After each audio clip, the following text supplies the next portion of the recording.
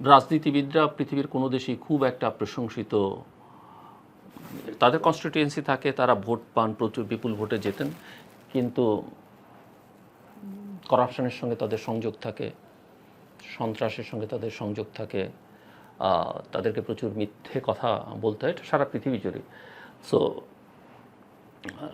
রাজনীতিবিদ বা সরকার প্রধান স্টেটসম্যান হয়ে ওঠা আলাদা। খুব অল্প মানুষ সেরকম রাষ্ট্রনায়ক হয় পৃথিবীতে যাদেরকে মানুষ স্মরণে রাখে।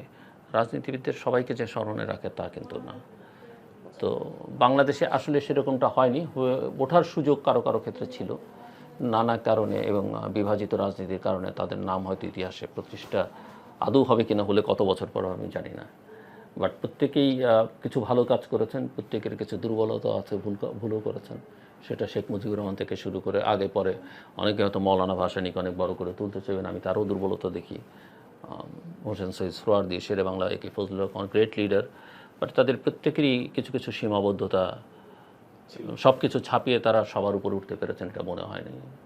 জিয়াউর রহমানের ক্ষেত্রে বলতে পারেন, যেটা অন্য অনেকের মধ্যে ছিল না তার মধ্যে ছিল, বাট তারও কিছু ওই রাজনীতি করতে গেলে যে ধরনের কম্প্রোমাইজ করতে হয়, যে অনেক কিছু অ্যাকোমোডেট করতে, সেটা করতে গিয়ে আপনি আবার নানা রকমের বিতর্কের মধ্যে পড়ে যান। তো সেই জায়গায় যেটা ওই যে আমি বলি যে শেখ মুজিব এবং নেলসন ম্যান্ডেলার মধ্যে পার্থক্য, উনি 13-14 বছর জেল খেটেছেন, উনি 27 বছর জেল খেটেছেন। পার্থক্য একটাই যে শেখ মুজিবুর রহমান সবার নেতা হয়ে ওঠার চেষ্টাটা করেননি, আর নেলসন ম্যান্ডেলা জেল থেকে বেরিয়ে যারা তাকে জেলে রেখেছিলেন তাদেরকে তিনি সরকারে নিয়েছেন, নিয়ে তিনি এবং তার প্রধান প্রতিপক্ষ দুজনে মিলে নোবেল পেয়েছেন। এবং ম্যান্ডেলা মারা যাওয়ার পরে আজকে পর্যন্ত পৃথিবীর সকল দেশে তিনি অত্যন্ত সম্মানিত, এবং তার ফিউনারেলও আপনি দেখবেন যে পৃথিবীর বহু সরকার প্রধান, রাষ্ট্রপ্রধানরা অংশ নিয়েছেন। তাজউদ্দিন আহমেদ অত্যন্ত বড় মাপের রাজনীতিক ছিলেন। তাজউদ্দিন আহমেদ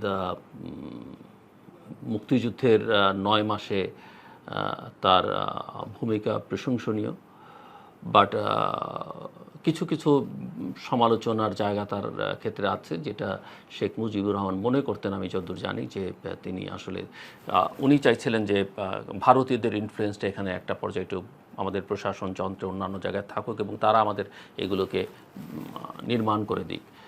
সেটা হয়তো শেখ মুজিবুর রহমান পছন্দ করেননি। এর বাইরেও তাদের ব্যক্তিগত রেষারেষির জায়গা তো ছিলই আরও অনেক ক্ষেত্রে। তো অত বড় নেতাদের নিয়ে আমি খুব বেশি কথা বলতে চাই না, বাট তাজউদ্দিন আহমেদ অত্যন্ত মেধাবী নেতা ছিলেন। তার লেখালেখিও যদি আপনি দেখেন, ডায়েরি দেখেন, কিন্তু এই প্রশ্ন আছে যে তিনি আসলে বাংলাদেশের স্বাধীনোত্তর রাজনীতিতে বা স্বাধীনতা চলাকালীন ভারতীয়দের ইনফ্লুয়েন্স যেখানে বেড়েছে, সেটার পেছনে তার একটা ভূমিকা আছে। আওয়ামী লীগকে অভিযুক্ত করা হয়, আওয়ামী লীগ শেখ হাসিনা শেষের দিকে এসে আসলে ভারতের কাছে অনেক কিছু বিক্রি করে দিয়েছেন, কিন্তু আমি যতদূর জানি তাদেরকে, বা আমার যতটুকু লেখাপড়া বা জ্ঞান বা কথা বলে, শেখ মুজিবুর রহমান কখনোই খুব একটা প্রো ইন্ডিয়ান ছিলেন না। তিনি ভেতরে ভেতরে অ্যান্টি ইন্ডিয়ান, এবং উনি কিন্তু ভেতরে ভেতরে অনেক বেশি মানে চর্চার দিক থেকে কী সেটা আমি বলতে পারতাম, কিন্তু মুসলমান ভাবটা ওনার মধ্যে অনেক বেশি ছিলেন। সোফার I know, maybe I am wrong, but আমি যতদূর জানি শেখ হাসিনা কিন্তু পাকিস্তান ক্রিকেট দলের সমর্থক ছিলেন, ইন্ডিয়ান ক্রিকেট দলকে তিনি সমর্থন করতেন না। ভেতরে ভেতরে প্রকাশ্যে কী করতেন সেটা আমি বলতে পারব। আমি মনে করি যে শেখ মুজিব জাতির পিতা কি জাতির পিতা নন, কে রাজনীতি করবে কে রাজনীতি করবে না, এই সব আলোচনা, যেমন জিয়াউর রহমান স্বাধীনতার ঘোষক কি ঘোষক নয়, এগুলো আসলে জনগণের উপরে ছেড়ে দেয় ভালো।